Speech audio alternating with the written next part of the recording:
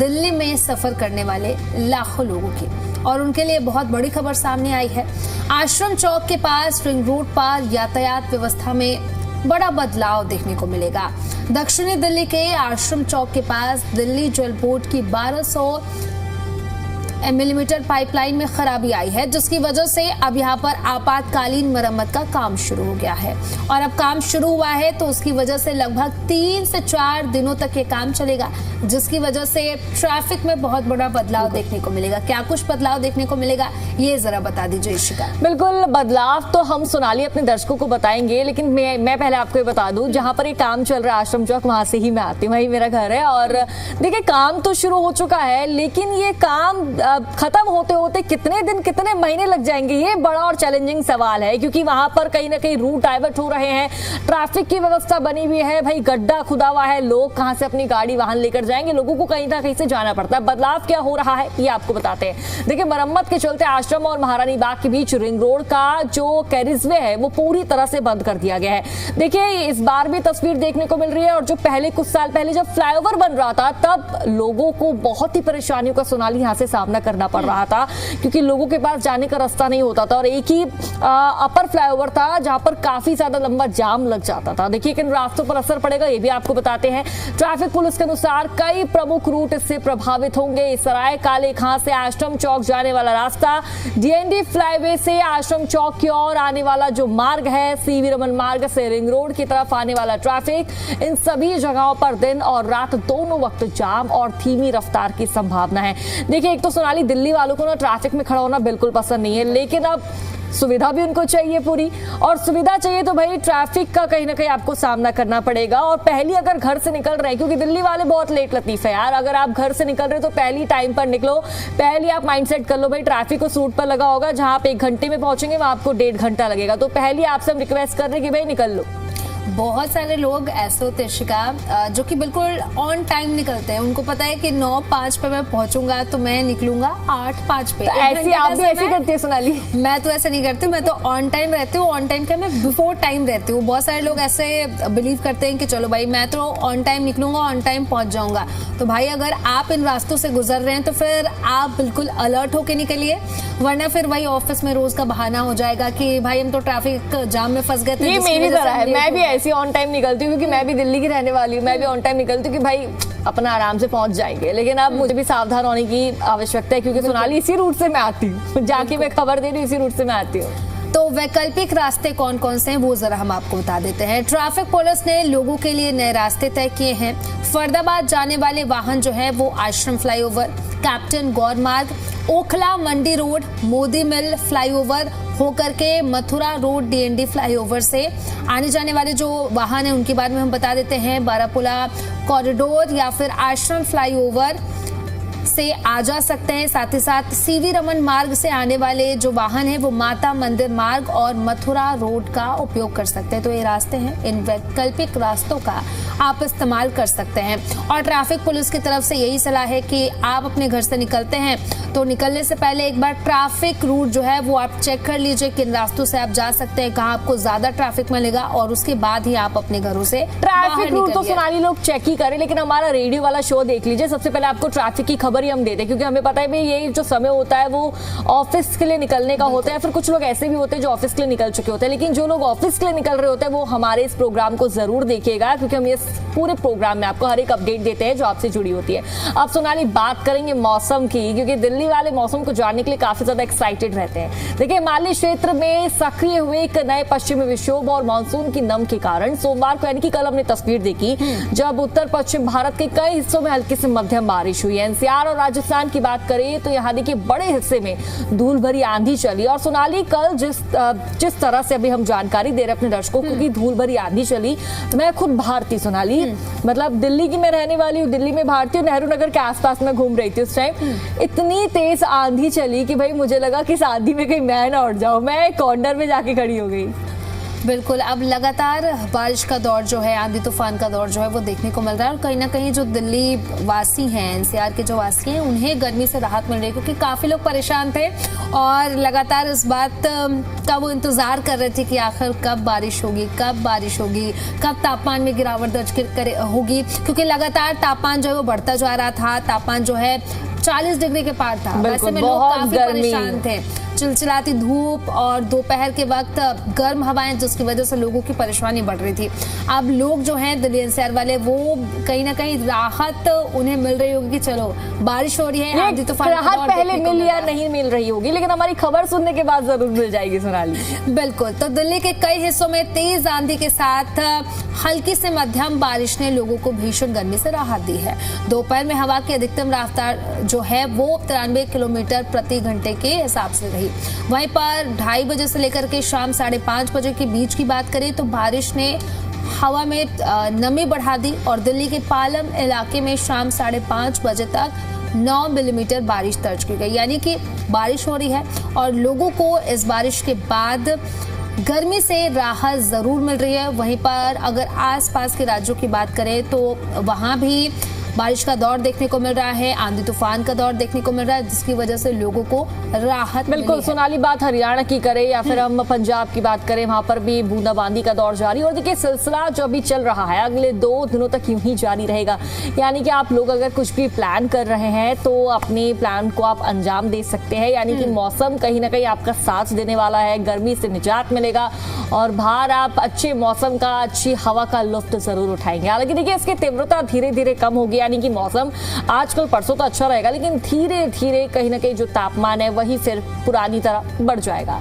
गुरुग्राम और हरियाणा के अन्य इलाकों में जहां झमाझम बारिश हुई तो वहीं नोएडा में तेज हवाओं के साथ धूल का गुबार भी छा गया। और सोनाली, कल आप नोएडा में थी तो आपको तो अच्छी तरह से पता होगा कल का मौसम कैसा होगा। जरा दर्शकों को भी बताइए नोएडा में क्या मौसम का मिजाज था।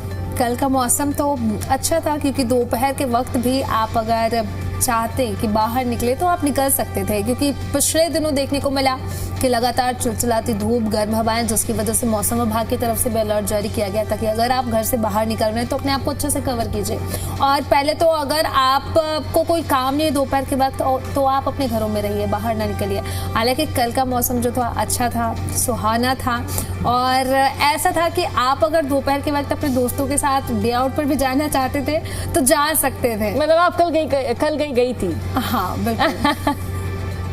ठीक है, अब सोनाली आगे बढ़ेंगे, अब बात करेंगे सबसे बड़ी समस्या की, पानी की किल्लत। गर्मी है तो भाई पानी की किल्लत तो दिल्ली में रहती है। तो देखिए दिल्ली में पानी की समस्या एक बार फिर से चर्चाओं में है।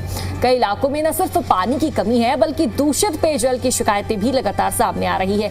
देखिए एक तो पानी नहीं मिल रहा और जो पानी आ रहा है वो भी गंदा आ रहा है, लोग परेशान है। राजधानी में लोग अक्सर शिकायत करते हैं कि नलों से आने वाला जो पानी है वो साफ नहीं होता है। इसी समस्या के समाधान के लिए अब एक नई AI आधारित ऑनलाइन निगरानी प्रणाली की जो प्रक्रिया है वो शुरू की जा रही है। वो प्रक्रिया क्या है, वो प्रोजेक्ट क्या है, सोनाली आप बताइए। देखिए ये पायलट प्रोजेक्ट जो है कहाँ शुरू हुआ है वो पहले हम आपको बताते हैं। सिस्टम की शुरुआत फिलहाल मालवीय नगर विधानसभा क्षेत्र के गुलमोहर पार्क इलाके से की गई है। यहाँ से इसका परीक्षण किया जा रहा है। कैसे काम करेगा ये सिस्टम, ये भी जरा हम आपको बता देते हैं। इस नई तकनीक के जरिए पानी की गुणवत्ता पर रियल टाइम निगरानी रखी जाएगी, यानी कि पानी में क्या स्तर है ये तुरंत पता चल सकेगा। 1 हफ्ते के अंदर उपभोक्ताओं को उनके मोबाइल पर भी अलर्ट दिया जाएगा, जिसमें जानकारी होगी कि पानी में TDS का स्तर क्या है, pH लेवल क्या है और साथ ही साथ जो अन्य प्रदूषण मानक है वो क्या है। क्योंकि दिल्ली वाले जो है वो अक्सर पानी को लेकर के परेशान होते हैं कि पानी सही नहीं है, पीने लायक पानी नहीं आ रहा है। अब इसी को देखते हुए सरकार की तरफ से अब नया AI आधारित मॉडल तैयार किया गया है, जिसमें उपभोक्ताओं को, यानी कि जो लोग दिल्ली में रहते हैं, पानी का इस्तेमाल करते हैं, सीधे उनके फोन में अलर्ट चला जाएगा कि पानी में pH लेवल क्या है, पानी पीने लायक है नहीं है, सारी जानकारी आपके फोन तक सीधे पहुंचा दी जाएगी। बिल्कुल सोनाली, एक अच्छी पहल के रूप में इसे देखा जा रहा है, लेकिन यहाँ पर भी आप देखिए कि AI का कितना इस्तेमाल हो रहा है। यानी कि मतलब हर एक क्षेत्र में, हर एक फील्ड में,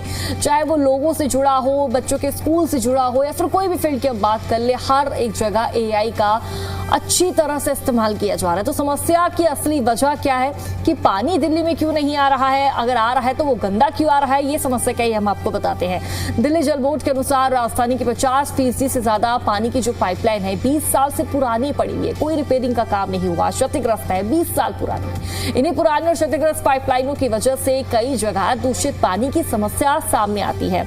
आगे की योजना सरकार की क्या है वो भी आपको बताते हैं। सरकार और जल बोर्ड की योजना है कि पुरानी पाइपलाइनों को चरणबद्ध तरीके से बदला जाएगा और एआई आधारित निगरानी सिस्टम अन्य इलाकों में भी लागू किया जाएगा। देखिए सोनाली, जो सरकार अब सोच रही है, अब कर रही है, अगर यही सरकार पहले करती, यानी कि हर 1-2 साल में चीजें चेक होती कि पानी की जो पाइपलाइन है वो कहीं लीकेज तो नहीं हो रही है, क्षतिग्रस्त तो नहीं हुई है, जो लोगों तक पानी पहुंच रहा है वो सही तो पहुंच रहा है, क्योंकि गर्मी है, लोगों को पानी की ज्यादा आवश्यकता रहती है। अब पानी को लेकर इस तरह से हाहाकार मचा हुआ है, अगर ये सरकार पहले काम करती तो लोगों को कहीं ना कहीं पानी की जो समस्या है उससे 2-4 नहीं होना पड़ता। बिल्कुल। अब फिलहाल गुलमोहर पार्क में परीक्षण किया जा रहा है। अगर ये सिस्टम सफल रहा तो आने वाले समय में पूरी दिल्ली में साफ पानी की निगरानी और भी मजबूत हो सकती है और हो सकता है कि आने वाले समय में सरकार की तरफ से कदम उठाए जा रहे हैं। हो सकता है कि अगले साल तक जो पानी की समस्या आज है शायद हो सकता है कि आगे देखने को ना मिले, क्योंकि कई जगह से ऐसी भी तस्वीरें सामने आई जहां पर लोग सड़कों पर उतरे हैं, लोगों ने पानी को लेकर के प्रदर्शन किया और हालांकि सरकार की तरफ से, जल बोर्ड की तरफ से लोगों को आश्वस्त जरूर किया गया कि आने वाले दिनों में ऐसी समस्याएं लोगों को देखने को नहीं मिलेगी दिल्ली में। लेकिन समस्या जस की तस बनी हुई है सोनाली, समस्या में कोई परहेज नहीं है, कोई पीछे नहीं हटी, समस्या वही बनी हुई है। और दिल्ली की जनता लगातार सरकार से भी एक ही गुहार लगाती कि भाई ठीक है सरकार बदल रही है, बेनिफिट्स लोगों को मिलने चाहिए। लोग अपना जनप्रतिनिधि सोनाली क्यों चुनते हैं? उनको लगता है कि भाई ये जो नया हमारा जो जनप्रतिनिधि आएगा हमें कहीं ना कहीं सुविधाएं देगा, हमें इसका फायदा मिलने वाला है, हमें कई योजनाओं की सुविधाओं की सौगात मिलेगी। लेकिन अगर जब सरकार उन उम्मीदों पर खरा नहीं उतरती है, उन उम्मीदों को पूरा नहीं करती है, तो जनता कहीं ना कहीं नदारद सोनाली नजर आती है और परेशान भी नजर आती है। और असर हम देख भी रहे हैं, जब लोग थाली बजाते हैं, प्रदर्शन कर रहे हैं, अपने बर्तन तोड़ रहे हैं। ठीक है, बात तो सोनाली अब हमने पानी की करी, लेकिन अब बात आगे बढ़ेंगे और बात करेंगे महिलाओं से जुड़ी हुई, ट्रांसजेंडरों से जुड़ी हुई। दिल्ली सरकार द्वारा इनको एक बहुत बड़ी सौगात दी जा रही है और देखिए इनको रोजगार से जोड़ने का प्रयास किया जा रहा है।